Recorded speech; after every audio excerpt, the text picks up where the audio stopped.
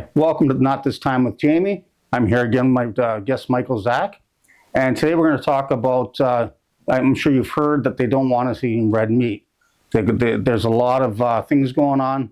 For example, we know that the WHO is saying that the red meat is not good for you. They put all kinds of studies. How true they are, I don't know. We'll find out something about that in a minute. But we also know the WEF, the World Economic Forum, is talking about how they don't want us eating red meat because it's bad for climate change. They claim that they release methane gas and it's causing global warming. Michael, what do you know about that? Well, I don't know much about it. I know that they try to find any kind of excuse to eliminate this nutritious and good food for us, and they do like to replace it for insects, for instance. Yeah, they want us eating insects. That's for right. Protein, which is what I exactly. They said they are good for us, they are healthy, which I would disagree, because there are some scientists and they claim that you can actually get very dangerous parasites, which are extremely difficult to get rid of from these insects. So they wouldn't recommend it us to eat them, right? So they are not that good, and they shouldn't be a solution for us. And you know, and again, we can talk about the climate change, how real that is, because that's another issue. Well, I know that they try to change our diet for sure. They try to claim that we should eat these new. That's the World Economic Forum they're speaking of, right? Yes, I call them globalists too, and they want us to eat crickets, for example, you know, little insects, instead of red meat, and they claim it's good for us. They claim it's full of protein. Yes, but they might be, but also they have apparently very dangerous parasites in them, which are extremely bad for us humans, and it's extremely difficult to get rid of them if you all have them. So it's nothing which we should really focus on and eat, and we should stay with our normal diet, you know, which is the red meat, which we've been eating for centuries. Exactly. We're going to show a video here of Dr. Michael Lyle discussing. He's a biogenicist. He's going to be discussing about how they can stop us from eating red meat, because, I mean, who wants to stop eating red meat? So I'll give two examples. So one is that people eat too much meat, right? And if they were to cut down on their consumption of meat, then it would actually really help the planet. But people are not willing to give up meat. Yeah, you know, some people will be willing to, but other people, they may be willing to, but they have a weakness of will. They say, wow, this steak is just too juicy, I can't do it. I'm one of those, by the way. So, you know, but so here's the thought, right? So it turns out that we know a lot about, we have these intolerance to, for example, I have milk intolerance, and some people are intolerant to crayfish. So possibly we can use human engineering to make it the case that we're intolerant to certain kinds of meat, to certain kinds of bovine proteins. And there's actually analogs of this in life. There's this thing called the Lone Star tick, where if it bites you, you'll become allergic to meat. I can sort of describe the mechanism. So that's something that we can do through human engineering. We can kind of possibly address really big world problems through human engineering. So as you can see, with this, the idea is to create crickets, take Lone Star crickets, or sorry, I got that wrong, Lone Star ticks. And if you're bitten by this tick, you become allergic to red meat. Some people can't even be around a cow, let alone eat it. So this is already, there's all kinds of cases all over the eastern seaboard in the United States as well as eastern Canada.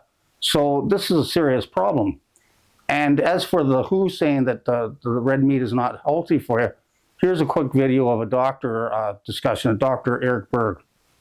If we're talking about the absolute best food to help you heal, repair, especially after exercise, but from anything like stress, trauma, surgery, hands down, the answer would be red meat. Now, I recently did a video talking about different proteins which are a little bit better for certain health conditions, maybe something's better for anti-inflammatory, etc. But when we're talking about generalized healing and repair, animal meat, and specifically red meat, is at the top of the list.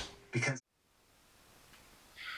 So you can see, he's told you all kinds of things about why it's great to eat red meat. Michael, you're a physical fit. You do MMA fighting, so you have been top peak form. What do you think about that? Do you think red meat's healthy? I've been doing like a martial arts, not particularly MMA, but I did, and I try to stay fit. That's for sure. And you need red meat, you need these proteins that are extremely important and good for you.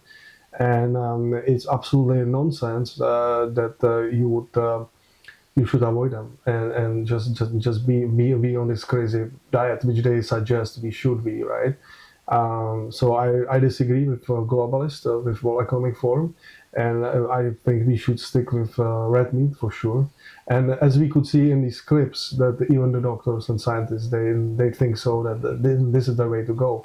Yeah, I think it's a concerted effort to keep us from eating red meat because I think it makes us healthy and it makes us strong, and that's the two things they don't want. They don't want us healthy, and they don't want us strong in case we decide to revolt. Because if you're strong, you have a better chance of creating resistance, and as opposed to being weak. And I think that's why they are trying to stop us from eating red meat, which I think is highly important to our diet. And it's crazy when you think about it, because people might think, no, this is way too crazy. But when you do research, when you look when you take a look, and I mean, there's plenty of videos, folks, on this subject on the internet. You can look them up and decide for yourself. These are just two videos I found, and I'm sure there's plenty of others out there.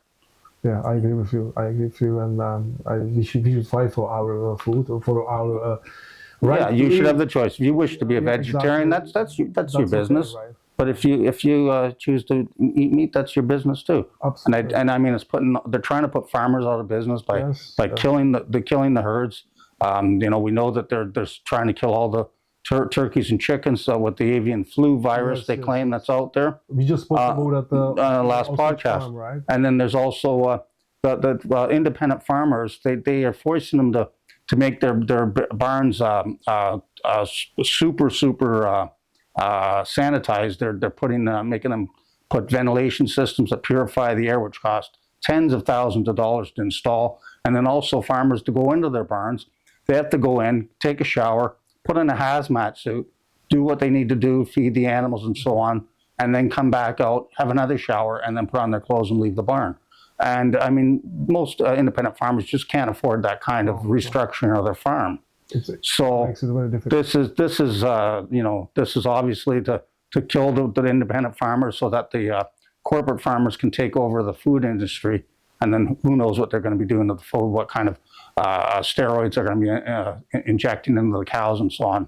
We already know that Monsanto has messed with the grains and so on, and the last thing we need is messing with the meat supply. But I'd like to thank you for coming on today, Michael. It was a pleasure. It's always a pleasure. And we'd like to thank you for joining us. Please come back next time, on This Time with Jamie, and make sure to leave a like, subscribe, and a comment.